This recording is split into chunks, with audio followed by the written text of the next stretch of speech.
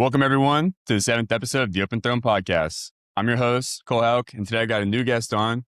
Pfister, how we doing today? Doing great, dude. I appreciate you having me on. I'm pumped to talk about the Charlotte Hornets, dude. It's been a long time coming. It is, man. I've been trying to get the Hornets on the podcast for a while now, especially since it's been on such a good streak the last month or so. Yeah, bro. It's most excited I've been as a Hornets fan in probably a decade. It's been a long, long time since like a Gordon Hayward signing. That's how bad it's been over here. Yeah, man, it's been a rough history. So, what made you become a Hornets fan? Talk about becoming a Hornets fan and when you started.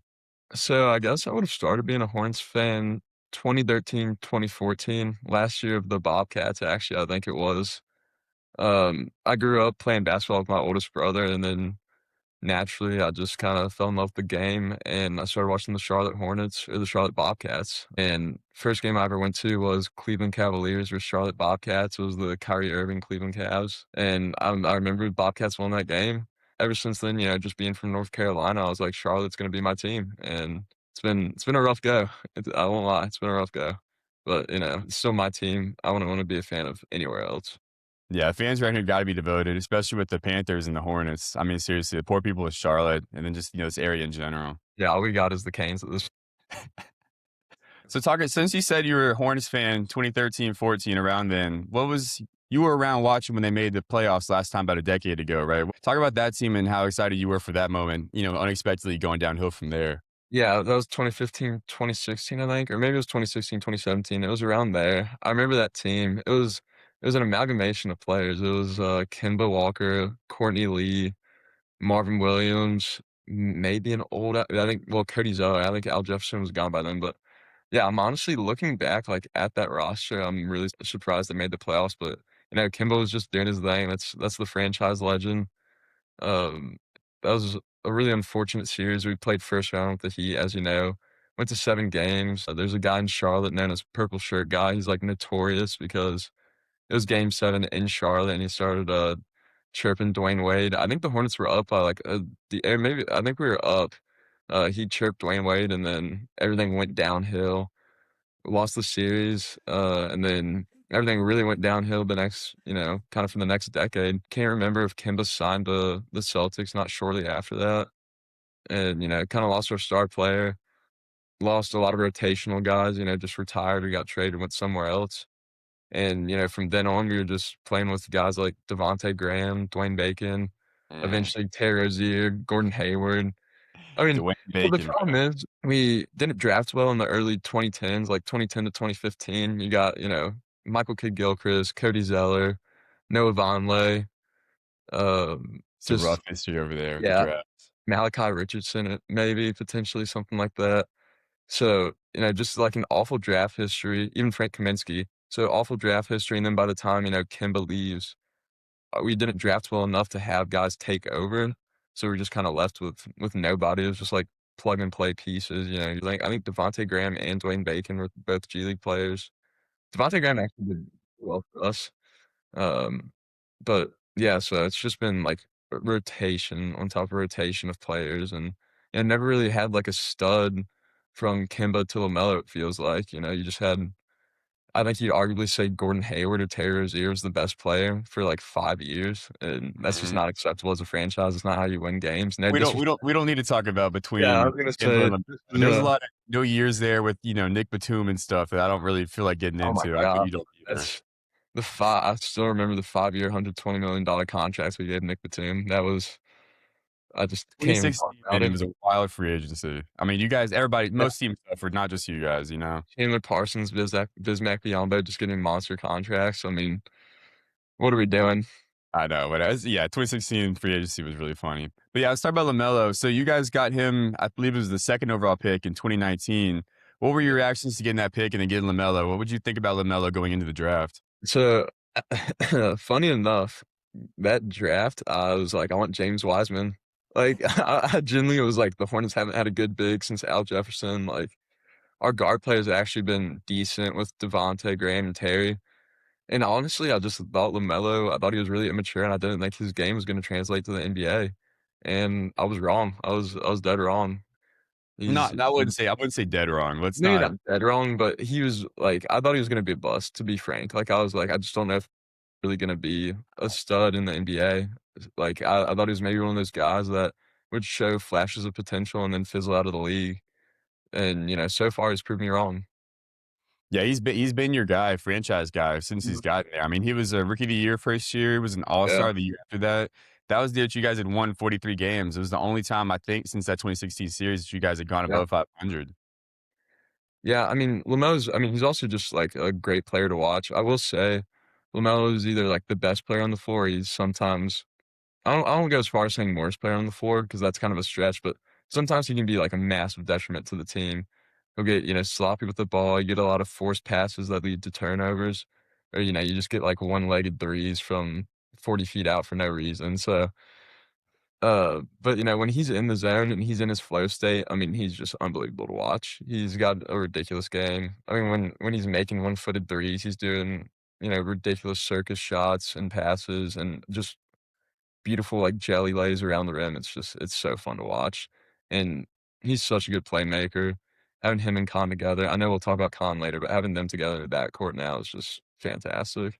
Yeah, you guys have really turned everything around with him in the last couple of years. It's all been drafting, though. I mean, it's ever since Michael Jordan left, you guys have been drafting pretty consistently and guys that have been Yeah, able like, to. 2020s is actually, like if you look at our first round from 2020 to present, it's actually been pretty solid. You got guys like LaMelo, Brandon Miller, Khan. I mean, even Mark Williams, he's not with the team anymore, but, got him as well. Not just LaMelo, but you guys have had a really bad injury history the last few years. Mm, I've been saying a couple of times, probably still on the podcast before, was that you guys are the Pelicans of the East and the Pelicans are Hornets of the West, where it's just yeah, the rosters are always better than than their actual results are. And a lot of mm, times because of the injury history. I've been saying for years you guys need a new medical staff over there, yeah, but everybody's been healthier. Besides the beginning of the year when all the losses came in, everybody's been pretty healthy. LaMelo hasn't played more than 47 games since that All-Star year in mhm, his second season. He's up to 45 this year. Knock on some wood, he's staying where he's at. This yeah. this year's team has been really fun that everybody's healthy. Yeah, I mean, like you said, we just had our injury history has just been, tormenting. It's been really rough, but now that everyone's back and healthy, I mean, we've been kinda rolling, and we have the Brandon Miller stat that he was, 3 of or the team's 3 of 14 without Brandon Miller. Just really shows, like, how important injuries are into winning games. Obviously, you can't lose your star players and, you can't expect to win games without those guys being in there. But ever Definitely. since the beginning of the season, yeah, it's been rolling now. Mhm. They started 4-14 this year, and obviously, the rookies have still look pretty good. I think Sion was really good. Khan was better than expected. He's lived up to it and continued to have that consistency throughout the Yeah, entire seasons from shooting efficiency numbers, even assists as well. He's been a better passer than I expected. But the rookies is really what's made this team different. It's the depth for players, and it's made players like LaMelo not have such a high usage rate. I think it's dropped from 35 to 32 this year, and his minutes have gone down from 32 to 28, but he's still playing pretty well, putting up about the same numbers. It's just able to get guys around him that can play a better role. Charles Lee has been a fantastic upgrade. I'm so happy you guys got him. It's yeah. just a lot of things clicking right now for this team. Yeah, absolutely. I mean, when we started out 4 and 14, I was just like, it's the same old Hornets. Like, we just can't get past it. Like, there's nothing we can do. It's just not meant to be. But, I think now that everyone's healthy and then, like you said, the rookies, everything's just meshing together perfectly. Having Khan in the backcourt and LaMelo, I mean, those are two great playmakers. I don't know if people anticipated Khan to be the playmaker that he is, but I mean, he goes out there, he's finding guys moving the ball around. It's not only on LaMelo. And one thing I will say, I know he talks about his usage dropping, but like a lot of Hornets fans actually have not liked that because earlier in the beginning of the season, like maybe during that 4 and 14 stretch, there were there were close games that Lamelo was getting benched in the fourth quarter and he wasn't getting the minutes that people are like, why is your star player on the bench in the fourth quarter during a close game? So honestly, his usage rate like going down has actually been like a little controversial, but I agree. I mean, I agree. Like fourth quarter of close games, he needs to be in. That's your best player. But I mean, with the guy with his injury history, I don't mind his usage rate going down. To be honest, a ton. If it's as long as it's just not fourth quarter close games, I don't mind that it's going down because it just means that other people like the team's gotten better. Other people around him can actually are stepping up, making baskets, and it doesn't all have to be on him anymore. His ankle can take a break. Yeah, yeah, that poor ankle, man. We don't need to talk about Lamelo's Yeah. ankle. I want to say earlier, he is one of the most like you will win because of him, you will lose because of him. Like Yeah. go down with the ship, die with the captain, that sort of thing. Where it's just you have to play LaMelo's style, at least up until this year where it was such a high usage, it was just this team was made around LaMelo, and if he wasn't hitting, you guys wouldn't win. You needed Miller to go off for 40 to compete last year when Melo wasn't hitting shots or wasn't playing, you know? Yeah, absolutely, absolutely, and honestly, I will say a lot of our style is centered around LaMelo. I mean, we're a very high scoring, high-paced team. That's how, like, that's how LaMelo likes to play. And what you said about Brandon Miller, if LaMelo's not hitting, having to hit 40. Good news is if LaMelo's not on, you have Brandon and Con. If Brandon's not on, you have LaMelo and Con. If Con's not on, you have LaMelo and Brandon. So, like, now we have a lot more options. You even have Miles. Not that Miles is gonna put up the numbers more than likely like LaMelo, Con, or Brandon, but instead of having 2 options where you could have 20 to 30 points a night, you have 3, and, that just makes a huge difference. Really taking the weight off other guys. Yeah, I remember last year, I think I actually picked up Brandon Miller in fantasy because LaMelo went down. This guy was taking, like, as a sophomore, I think, he was taking, like 20 shots a game, 25 shots a game for a week or two. You remember Yeah. that? I'm not surprised. I mean, he still shoots in very large volumes, I will say. But Mhm. I mean, that's our guy. I mean, him and Lamelo are the dynamic duo. That's kind of what's been decided in Charlotte. Yeah. Khan been so, so good for you guys. I thought he was a pretty high, like a steady guy, I think is what I said Yeah. before. Just like Yeah. this guy's gonna produce no matter what. And I was worried you guys were gonna get Ace Bailey. Do you remember me saying that? Where it's like I just Yeah. really think the Hornets are gonna hornet this up and go get Ace Bailey, and it's not gonna pan out. And he's been okay in Utah, but obviously Khan has been so much Yeah. I better. mean, you want Khan. You know who the top 2 rookies are in this class as of now, and that's the Duke. That's the Dukies. He is on an amazing pace right now, by the way. He has 183 threes. He's hitting 3.5 a game. The record for a rookie is Keegan Murray a few years ago. He was at 206. Khan's on Yeah. pace for 272 if he plays the rest of the season, and he's gonna break that record in like 7 or 8 games right now. So it is just Absolutely. unbelievable. He's been so efficient. I think it's like 48, 44, 90 splits on the season as a Yeah. rookie. I mean, honestly, it feels like just the past few games that I've watched, and maybe it's just, recency bias, but it feels like he's just been on a heater shooting threes, even like with the past 4 or 5 games. I feel like he's getting 4 3-pointers a night just dropping in the bucket, and, I mean, it's just beautiful. It was disappointing that, Pistons game where the Hornets were coming back a little and, they had him on the wing. I think we were down 3, and that I guess what him or Brandon, they both missed their threes, which would have tied the game or made it close, whatever the scenario was, but, I mean, he's just been a stud. I have nothing but great things to say about Constantinople. He's a steez. I hope he wins Rookie of the Year, albeit very unlikely. I do think he deserves, like, a better reevaluation from the media, and I think everyone, like, recognizes that he's a stud and that he's a great player, but I do think he should be taken a little bit more seriously as Rookie of the Year or potential Rookie of the Year. It's Dallas because he's played. less marketable than somebody like a Cooper Flagg is, and it's also a Yeah, Hornet guy. I mean, I get deal with this as a Raptors fan a little bit where it's just nobody wants to talk about you. Who wants to talk about yeah, the Charlotte Hornets exactly. when you're winning, right? You Yeah, guys went on a 90-win streak before ESPN started caring about you?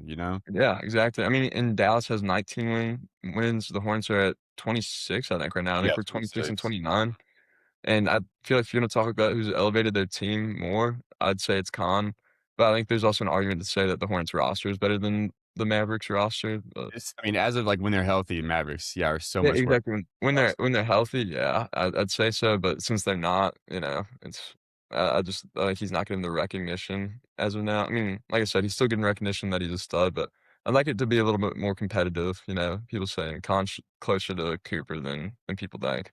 Yeah, yeah, I definitely agree. I mean, they had a crazy back and forth game. I think it was like a week or so ago Mm, where they combined for 83 points. It was the most ever by 2 rookies. Con went 8 of 12 from deep, and they ended up winning the game by, I think it was 3. Just a hell of a game. Really, really fun to watch. And you yeah, I can think tell Khan. guys been in the league for a long time. Yeah, I think Khan had 34, I wanna say, or something like that, something around there, Yeah. and then Cooper had was he did he get 49. okay, I was gonna say, I know he was around 50, I couldn't remember if he passed 50 or not, No, but it was yeah, right there. I think he had a chance to as well. A couple shots in the last couple minutes that he mhm, missed. yeah, both those guys are dogs, they have huge futures ahead of them, and I know. I'm I excited hate to it watch. as Duke guys. I really, really do. But, I know, they and we gotta got be happy for him? That's yeah, we right. got That's right. Good where's for him. TJ Warren get TJ Warren back in the league. That's right. 37-year-old TJ. Yeah, I wanna spend some time and talk about because we talked about the first 3 guys, Con, LaMelo, Brandon Miller, those guys are your 1, 2, 3 right there. I wanna talk yeah, about Musa. I am so happy for Musa Diabate, man. I did not see this guy I liked him when he was in the Clippers, and he was a good defender, but he wouldn't get more than 8 minutes a game. I thought he was kind of just one of those guys that if you knew, you knew, but most people don't for his entire career. That has Mm. not been the case. He was a good bench guy last year, and he's started and been playing very well for you guys this season. Did you see him doing this when you saw him last year? No, I mean, honestly, I'll say it's completely unexpected. He was coming off the bench last year, and when I watched him, I was like, "I do that." Like Moose is great. I mean, he's a rebounding machine. That dude gets nothing but boards. His defensive side. I mean, he's a very skinny guy. I mean, he's tall, but he's a skinny guy, and he still plays really solid defense. Gets a ton of rebounds. And, every now and then, he'll show off a little post game. I mean, he's not putting up, like, insane numbers points per game wise or anything like that, but, I've consistently, like, probably an 8 and 10 guy. I mean, Yeah. and a block or 2. I mean, that's really what I can ask for out of a big. I mean, Moose is probably, I guess, the weakest link in the lineup, but, I mean, he plays his role just perfectly. Like, I'm not Mhm. asking him to go out there and make 20 points. He plays his role perfectly. I'm so happy to have him. Bringing off the bench, he's a defensive stud too. Not the most agile guy in the world. He's pretty slow and he's stiff, but I mean, he's just taller than everybody. He's blocking shots. He's catching lobs. He's doing his thing too. So it's really good for the Hornets He's to the have GOAT. someone You to can just say center. it. He's the GOAT. He's the GOAT. Exactly. We got the best center tandem in the league. Watch out. That's right, that's right. Yeah, 15 and 9 since he's joined the starting lineup. That's not what kicked off the win streak, but I remember we had talked about that you guys are about 500 for a few games before that win streak started. You remember that? Yeah, I want to say we're like 4-4 maybe. Something Something like around that. there. Yeah, I Yeah. said it was right around there. I think so. The lineup of, LaMelo, Khan, Brandon Miles, and Musa is 16 and 1 or 17 and 1 now, I think, nowadays together. I mean, those guys are unreal together. I mean, they have to have one of the best win percentages in the league as a starting 5. I think it is. I think it is like one of the best lineups, like ratings out of anybody. Yeah, I And they mean, they they get good minutes too. I mean, pretty good run.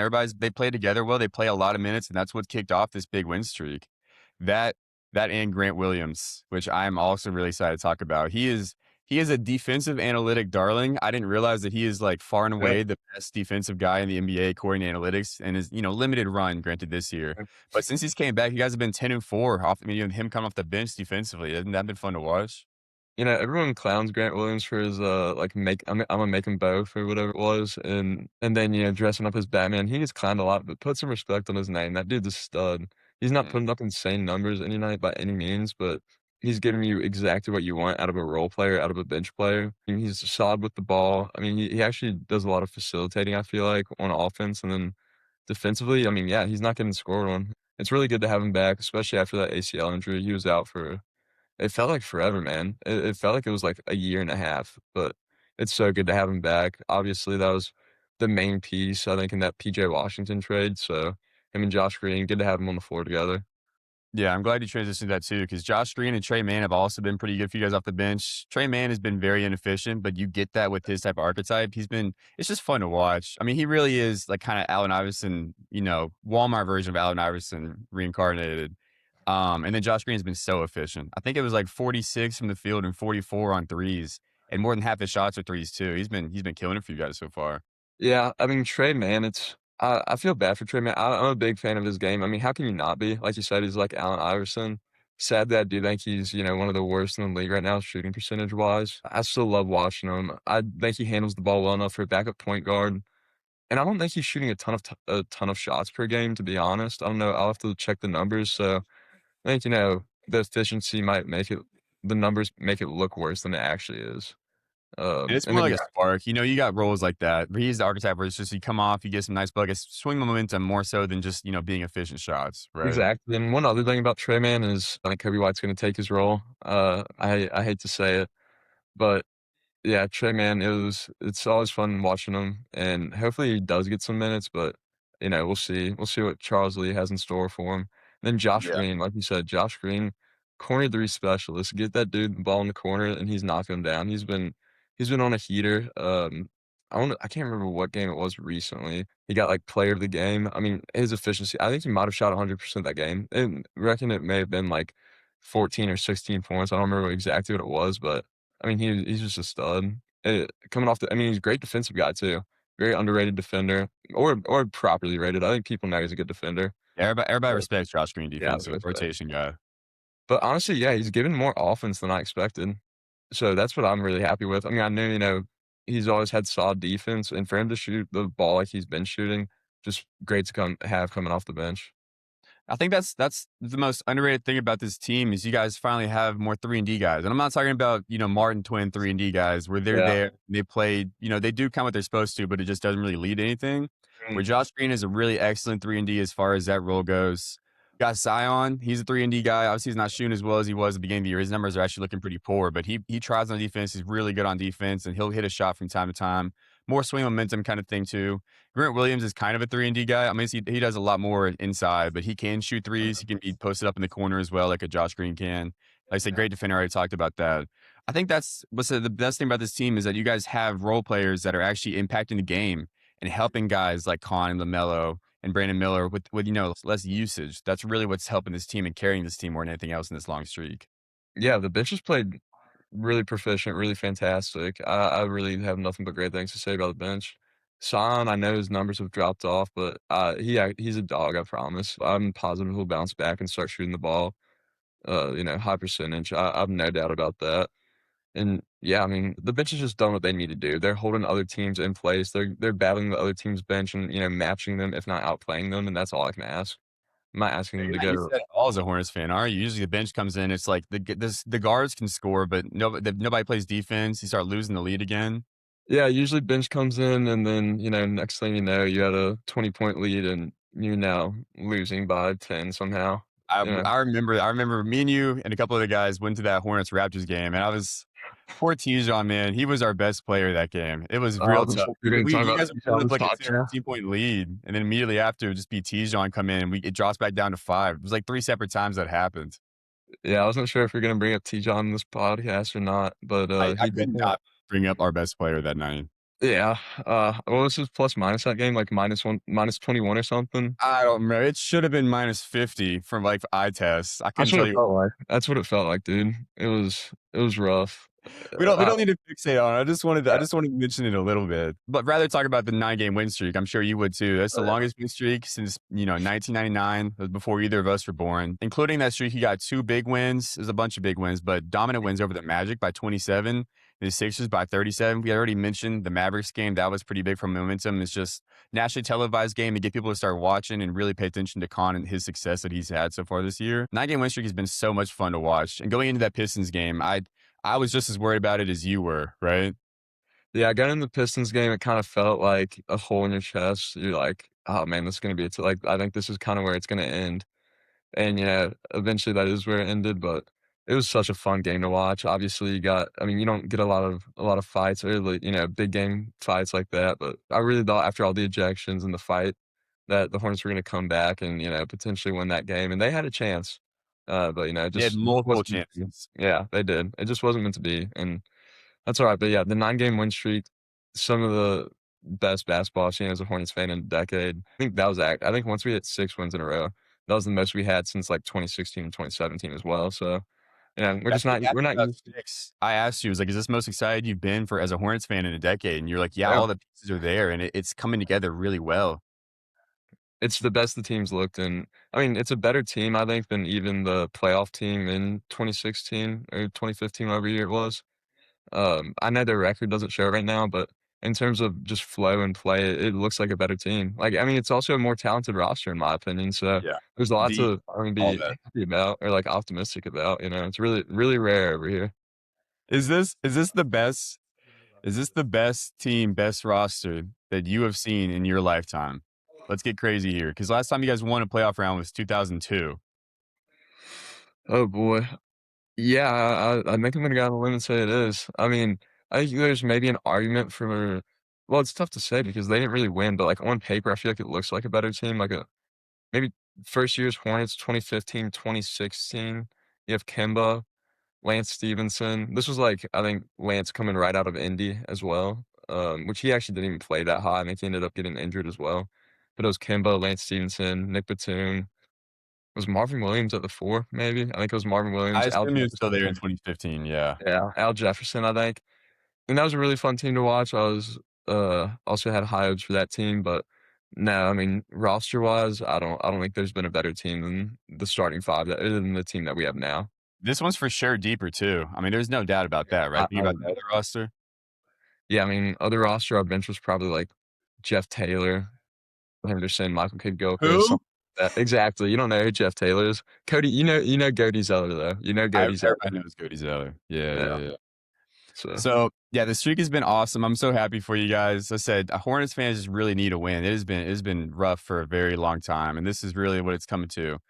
I want to talk more about the Pistons game though. Go back to that because we could have been at that game, and you didn't you didn't respond confidently enough to my text, and we just never got it done. We could have seen the fight break out, the multiple fake comebacks would have been a great experience, that but game was after that was the game after the Super Bowl, right? Wasn't that on Monday or something? It was on a Monday. it was either I think it was, but it wasn't Monday. I think it was Wednesday night, maybe. Yeah, it's a school night, bro. It's a school night. Come You on, had an we're exam the too next old to day. I steal mean, school night. No, no, no, no, no. nah. Looking back, I wish we went, but yeah. I think part of me was like, and we were also just up in Charlotte for the Raptors game, and I was like, Yeah, that's do fair. we want to go You should have back? known they were gonna fight in the game. I mean, come on Yeah, now. I It's mean, the it was hard Pistons. to predict. Honestly, I was like, we might go up there and they might get killed by the. I don't know about killed. I don't think I thought we were gonna get killed, but I was like, it might end. But I was.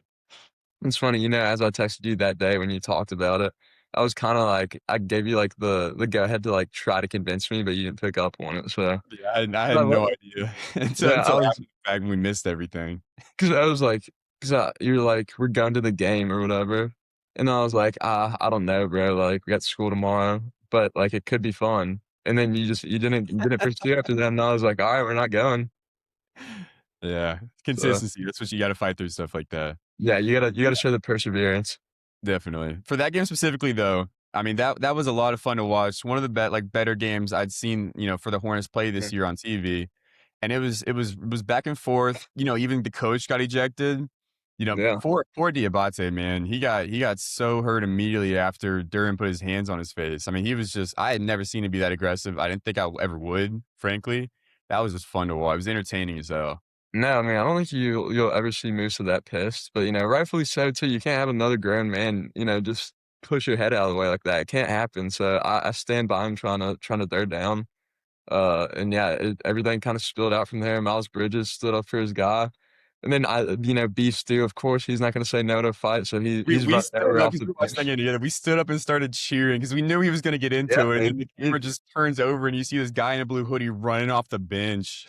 Yeah, dude. Well, do you remember I predicted like in the game or before the game, I was like, are we going to see an Isaiah Stewart fight? And you're like, Mm, nah, probably. You're like, maybe you're like, maybe. Which honestly, I didn't like actually think it was going to happen, but it actually did. So you can never count Beef Stew out.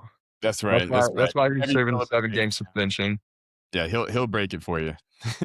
Yeah, But then I want to talk about after the game because that's where my concern lies. yeah, Is B-ball Paul Reed was fantastic. I remember he had they actually he wasn't even supposed to play potentially. It was actually Charles. I guess it wasn't was it Charles? It would have been Charles Lee at that point.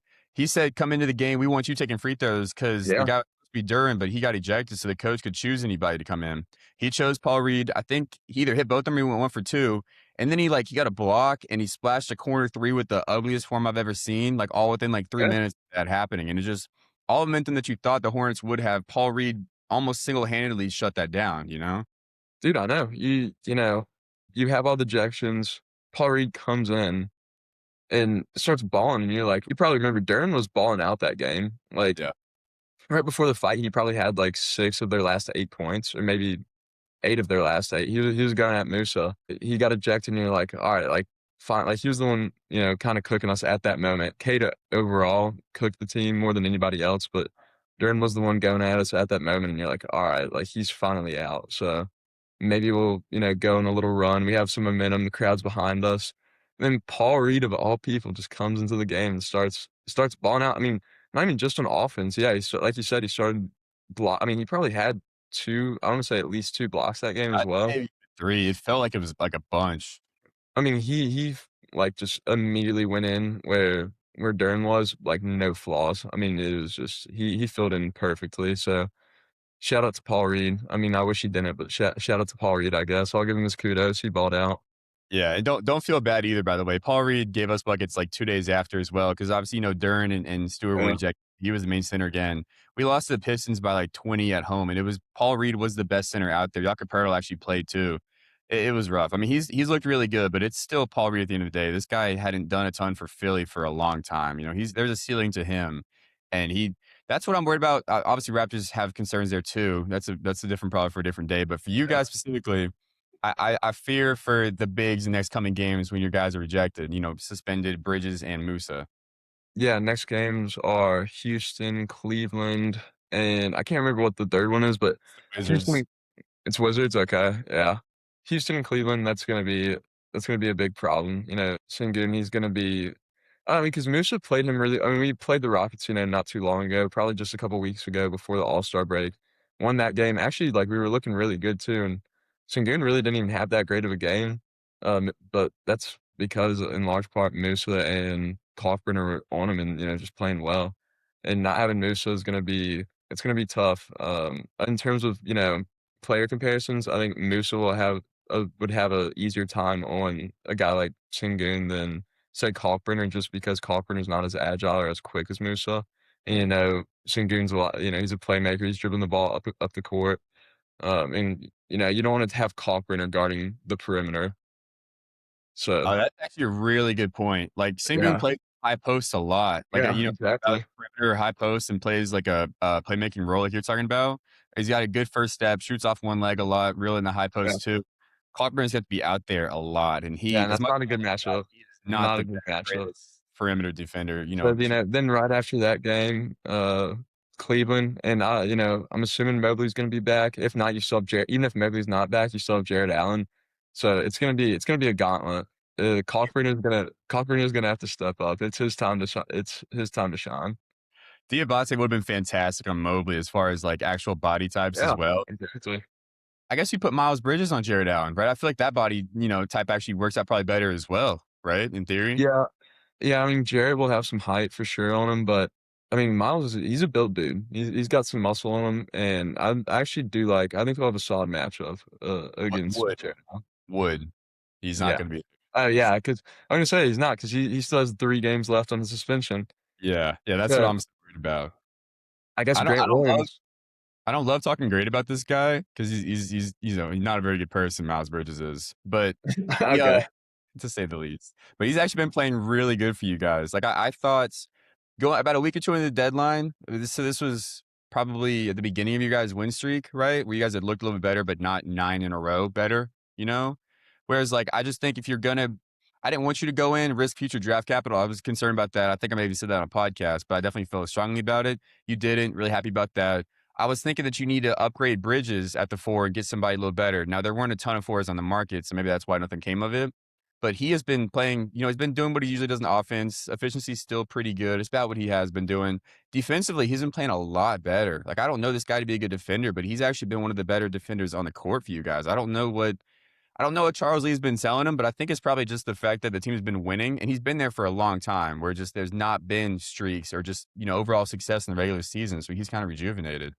Yeah, I mean, I think he's the longest player, like, the longest current active player we've had, like, to this day, even though he's only 27 or 28, I think. I mean, Yeah. I can't remember what if he was 2018, 2019 draft, but, not an old guy, and yet he's the longest Hornet that we've had to this day. And I think what people forget is before, he missed a season for some things that went down with his wife, or his girlfriend, whatever it was, he actually had a breakout season, like, before that season. And then obviously that stuff happened, you're like, "All right, well, what's Miles gonna look like coming out?" And then he's kinda just resumed to where he was that season before. He's just back to doing his thing. And one thing I will say about Miles on defense is he's, like, the only guy on the team, I feel like, that when guarding the perimeter is actually, like, down, has his arms out, like, actually looks like he wants to play defense or is ready to play defense. But one of the most talented he's a lefty. I've never seen somebody so good with going up their right. Like, his ambidextrity, I think that's right. I mean, it's just unreal. He's able to score from left or right side, does not matter. Great at attacking the rim, you know that, you've seen his dunks. But dude, his layup package is also really nice. Yeah, I don't know what it'd be like, what it would be like team chemistry if they went out, traded Miles, got someone else, and what a new lineup would look like. So it's really tough for me to say. I think I'm happy we kept Miles. He's been balling, so I think Just the had it. only fours that were on the market then were Zion and Giannis, and I know you had said you'd be kind of interested in Zion, but I know that's pretty especially in hindsight, that's a really scary thought, and you're very glad that you wanted to get away from that. Yeah, I think a couple of weeks ago, because I honestly I've always liked Zion. Just because when he's on the floor, he's just a stud. He's dropping probably 25 points on Efficient too. 55% shooting. So it's like it's the idea of Zion. I mean, just like Duke Zion, you're like, oh man, like I would love to have this guy like him, Lamelo. I mean, Brandon. It would just That's be an no, it's insane. it's the idea. That's the problem, you know? Exactly, because then in reality, he's playing 30 games a year, and Right? They made the playoffs once, and he got hurt in the play-in game, if I remember Mhm. correctly, so he didn't even play in the playoffs a couple of years ago against the Thunder. So yeah, it's good to have the stability of Miles Bridges you know, instead of What's Zion, up? and assuming Miles doesn't go and hit any other people. You have the stability of Miles Bridges at the four. The stability of Miles Bridges. Yeah. One thing I want to say before we talk about the rest of the season, the end of the season, is Kobe White essentially getting traded for Colin Sexton. Colin Sexton had been really good for you guys. I actually saw that he was leading the team in efficiency besides the centers. I think he was shooting like 48%, which I didn't realize it had gone that high. But Kobe White is a better player, pretty much objectively. I think everybody's aware of that. He's going to have a higher usage, but he's going to play a similar role. Are you worried at all about Kobe White coming in the starting lineup? We could talk about it a little bit. Have you changed your mind about it? So one that first of all, I will say Colin Sexton was by far the best bench player we've had this year, and I was sad to see him go. I'm happy to get Kobe. I completely agree. He's a better player.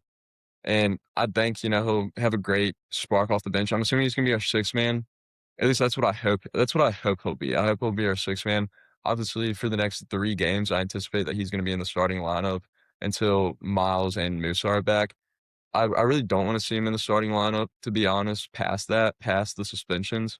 But that's up to Lee. That's not up to me. If he does end up going in the starting lineup for, let's say, Miles, I guess, yeah, I'll have some concerns because I don't want Team Kim to get messed up. I mean, that lineup's winning. There's no need to touch it. Charles Lee should not touch it. But yeah, I'm really hoping he's just going to come off the bench, be that stimulant, shoot the three ball really well, and just orchestrate the bench offense. But only time will tell. Only time will tell. We'll see how he plays over the next 3 games because there's no way he's not in the starting lineup over the next 3 games. I assume because Grant was starting. But like you have to have Kalkbrenner out there. 'Cause you need a Yeah. center. That's So, actually you're not playing Grand Theft 5. Yeah, that's yeah, true. yeah. Okay. Well, I'm thinking a perfect world, he would play a very similar role to what Colin Sexton is, and I say perfect world, but that's kind of realistic as well, you know, it's not Yeah. that crazy out of mind that he would just come off the bench, just orchestrate the bench offense, a little bit higher usage, but play a very similar role, still be efficient, and what I'm interested in is that I think he's a better passer than Colin Sexton was. Sexton Mhm. wasn't an awful passer, but I think he's a little bit better, and I also think he requires more defensive attention than somebody like Colin Sexton would. So he's out off the floor. He might be able to get better looks for some of the other bench guys, or if he's playing in a lineup, replacing somebody like a Brandon Miller or LaMelo be the main, primary ball handler there. He'll get better shots for Con or somebody, somebody similar to that Grant Williams, Josh Green. I think he'll get better shots for players like that in the corner, which I think should help the offense a decent bit. Yeah, I completely agree. I do think he'll move the ball around better than Colin did. I do feel like Colin, on large part, even though he had really good numbers, his scoring offensively, I don't know how great he was at really facilitating, in my opinion. I think he kinda played like ISO ball to an extent. But so I do think Kobe will come in, and I think he should help orchestrate the offense better for the bench. But like I said, only time will tell. And yeah, I definitely agree. He's going to require more defensive attention. I think he'll have a lot more off-ball movement, in my opinion. I don't know what you think. I think he'll have off-ball movement. He'll be running around screens more than Colin will, and just trying to like free guys up. So I'm really excited to see how the bench rolls with him. I think so. And like I said, you guys have been pretty good off the bench already, and Mhm. offensively as far as like you said, maintaining the where the lead was, or actually improving in the lead when the starters come on out. That'll Mhm. help that a decent bit as well. You already have defensive guys off the bench to put around him, like I said, 3 and D, the rookies, as well as Josh Green too. I think he'll Yeah. get a lot of Trey. You said Trey Man's minutes will go down a lot. I think that's Mhm. fair. He plays not a similar role, but it is kind of a similar role. It's just a ball dominant guy off the bench Yeah. that can kind of facilitate, the rotation guys. So that'll be fun. I guess I think it'll work out. I said before that I was worried about him coming and messing up the chemistry and them losing a game. They already lost to the Pistons, so maybe that was the loss that I was counting on, and that's not gonna happen. I hope I'm really hoping I'm wrong about that, but I think that it is a fair enough concern. And I'm excited to see you should be playing tomorrow, right? You guys have a first game against Houston tomorrow? Houston. Yeah, Houston tomorrow, and that'll be his first game. I'll be watching for sure. You Yeah, know, I'm because really excited to see yeah, you look for the guys. he had that, the calf injury, the phantom calf injury, even though he literally played in Chicago the night before we traded for him. Mm. So, I guess he's just resting up and getting ready to come back after break, but I'm hoping he comes out with a bang. It would be big to beat Houston. We've already beat him once, so if we can beat him again, help improve our record in the standings, it'd be massive. So Yeah. I mean, if we could somehow be either Houston or Cleveland, one of those 2 games, I mean, obviously, I think more than likely we're gonna drop them both, but if we could, pull out a win against Houston, I'd be really happy, and I do think we have potential to beat Houston. I don't know about Cleveland.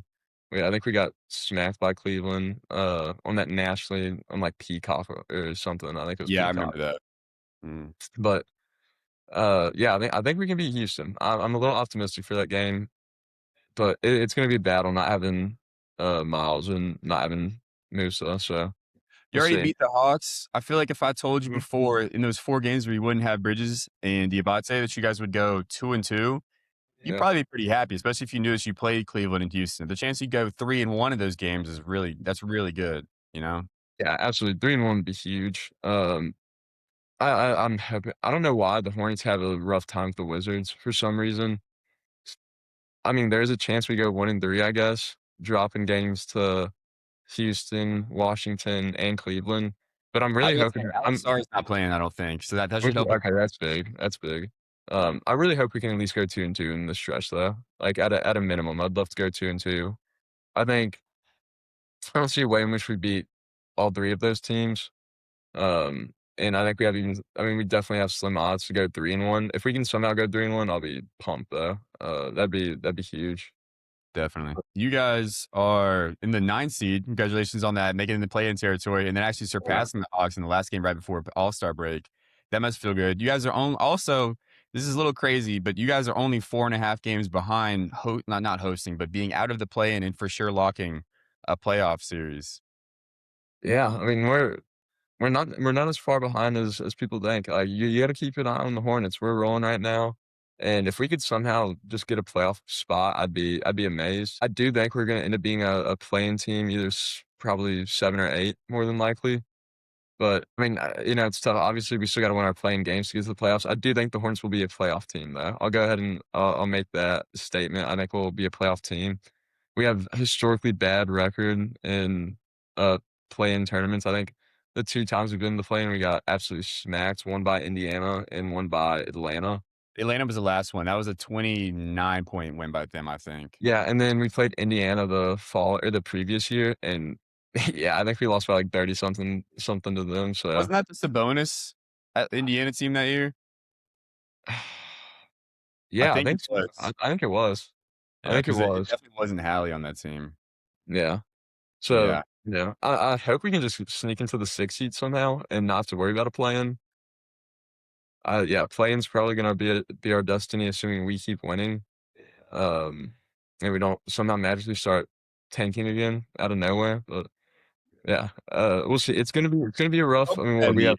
Come on now. Yeah, we have what, a little under 20 games. I think the Hornets have played. They're 26 and 29, so we've played 55 games so far.